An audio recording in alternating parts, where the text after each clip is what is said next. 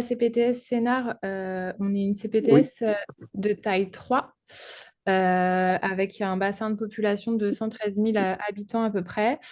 Donc là, c'est une petite carte que j'ai remise avec toutes les CPTS de Seine-et-Marne. Donc, nous, on est la petite zone grise sur la Seine-et-Marne.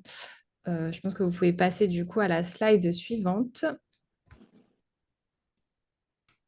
Voilà, encore. Donc, on a signé, nous, les ACI en février 2024. Donc, on est une CPTS assez récente. On a 9 mois, du coup, d'existence. Vous pouvez encore passer la slide suivante. Donc, on regroupe seulement 8 communes. Du coup, on est du même département que la CPTS Sud 77, mais du coup, on a un territoire complètement différent parce que nous, on a plutôt des grosses communes sur des grandes villes. Donc, voilà. Vous pouvez passer la slide encore suivante. Donc, on a 109 adhérents et seulement 3 kinés, du coup. C'est une profession qu'on a du mal pour le moment à motiver, à fédérer. Donc, on espère que grâce à ce webinaire, on aura un petit peu de kinés avec nous. Je vous laisse passer à la slide suivante.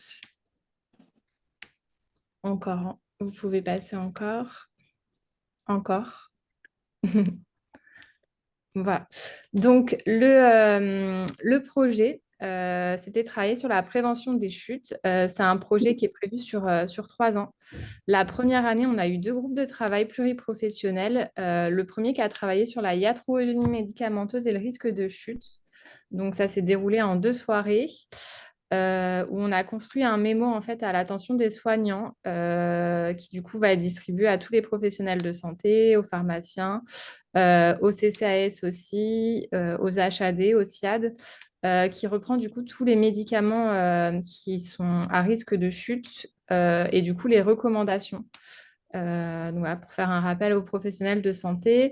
Et on a aussi une campagne du coup d'affiches qui est diffusée du coup sur le territoire via les officines, via les CCAS, via les cabinets de ville. Donc voilà, on essaye de placarder un petit peu. Voilà, le message, c'était de faire attention du coup face à des symptômes comme la perte d'équilibre, les vertiges, que les médicaments peuvent parfois être la cause de ces maux. Voilà, donc ça, c'était la première partie d'un des groupes de travail. La deuxième partie, c'était du coup un groupe sur le maintien à domicile et le risque de chute. Quand on a commencé ce groupe de travail, du coup, on a découvert l'existence d'un plan national anti-chute dont aucun des soignants du groupe de travail n'avait connaissance. Donc, on est reparti de ce plan gouvernemental pour du coup le déployer sur notre territoire. Donc, on a organisé du coup une soirée ensuite de restitution avec du coup tous les axes qu'on a pu déployer. Donc, savoir repérer les risques de chute avec quels tests on peut mettre en place à domicile du coup pour repérer les patients chuteurs. L'axe 2, aménager son logement du coup et sortir en toute sécurité. Qu'est-ce qu'on peut mettre en place à domicile pour éviter les chutes? Le troisième axe, les aides techniques, donc tout ce qui existe du coup pour maintenir la mobilité à la maison. Le quatrième axe, on a travaillé sur l'activité physique et la meilleure arme du coup anti-chute. Donc, on est en lien avec les maisons sport santé. Et le dernier axe, du coup, la téléassistance pour tous. Donc, on a réuni du coup une cinquantaine de professionnels lors de cette soirée. On a fait aussi intervenir le SAFA et le PAT, du coup, le pôle autonomie territoriale, pour aussi faire connaître les aides existantes pour les personnes âgées, pour le maintien à domicile. Donc, ils ont pu nous expliquer du coup toutes les aides qui existaient et ça a permis du coup aux soignants de pouvoir après transmettre le message aux personnes âgées. Vous pouvez passer du coup la slide suivante. Donc voilà, c'est quelques images du coup de la soirée anti-chute. On avait aussi mis en place un atelier du coup de prévention de chute avec une tenue de vieillissement pour simuler du coup le vieillissement. Donc les professionnels de santé ont pu du coup se sentir du coup avec quelques années en plus et faire un petit parcours où il fallait ramasser des objets, etc. pour vraiment se mettre dans la peau d'une personne âgée. Voilà, je vous laisse passer la slide suivante. L'année 2, du coup, le projet, c'est de réaliser du coup un focus pour les patients. Je viens de tomber, que dois-je faire? Et d'ensuite, d'essayer de trouver des professionnels volontaires pour construire un programme d'atelier prévention de chute. Pour du coup, une fois on aurait repéré du coup les patients chuteurs, pouvoir proposer du coup des ateliers prévention de chute auprès de ces patients.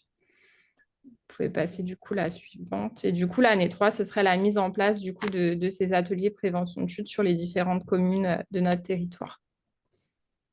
Voilà. On a d'autres projets du coup en parallèle avec les maisons sport santé. Notamment, il y a un projet sur le mobiliforme.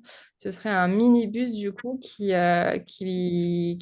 serait du coup équipé de matériel pour faire du sport santé et qui se déplacerait du coup de commune en commune sur les communes où il n'y a pas de maison sport santé. Donc, on travaille aussi sur ce thème-là. Voilà. Je pense que nos missions vont vraiment s'axer aussi sur le sport santé pour l'année 2025. Je ne sais pas si Ok. Olivier, tu as quelque chose à rajouter. Non, non, du tout. Là, c'est très complet. Bah, du coup, j'ai terminé.